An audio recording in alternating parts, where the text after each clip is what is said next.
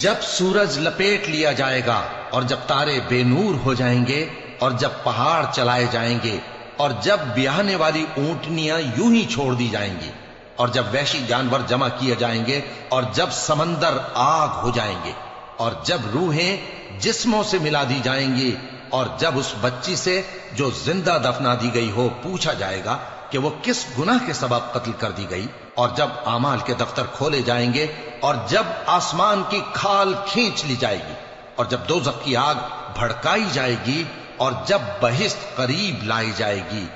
تب ہر شخص معلوم کر لے گا کہ وہ کیا لے کر آیا ہے۔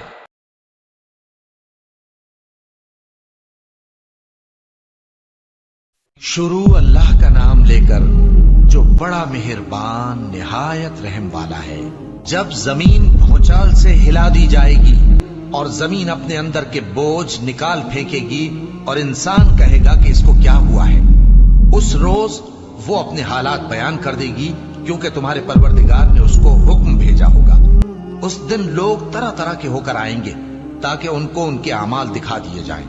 تو جس نے ذرہ بھر نیکی کی ہوگی وہ اس کو دیکھ لے گا اور جس نے ذرہ بھر برائی کی ہوگی وہ اسے دیکھ لے گا۔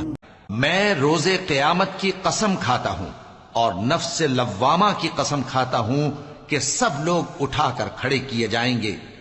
کیا انسان یہ خیال کرتا ہے کہ ہم اس کی بکھری ہوئی ہڈیاں اکٹھی نہیں کریں گے؟ ضرور کریں گے، اور ہم اس بات پر قادر ہیں کہ اس کی پور پور درست کر دیں، مگر انسان چاہتا ہے کہ آئندہ بھی خود سری کرتا چلا جائے۔ پوچھتا ہے کہ قیامت کا دن کب ہوگا؟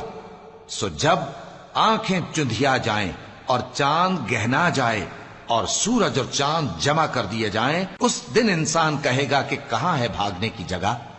کہیں نہیں، کوئی جائے پناہ نہیں۔ ہم نے ظالموں کے لیے دوزخ کی آگ تیار کر رکھی ہے جس کی قناتیں ان کو گھیر رہی ہوں گی، اور اگر فریاد کریں گے تو ایسے کھولتے ہوئے پانی سے ان کی داد رسی کی جائے گی جو پگھلے ہوئے تانبے کی طرح گرم ہوگا اور جو ان کے چہروں کو بھون ڈالے گا۔ ان کے پینے کا پانی بھی برا اور آرام گاہ بھی بری۔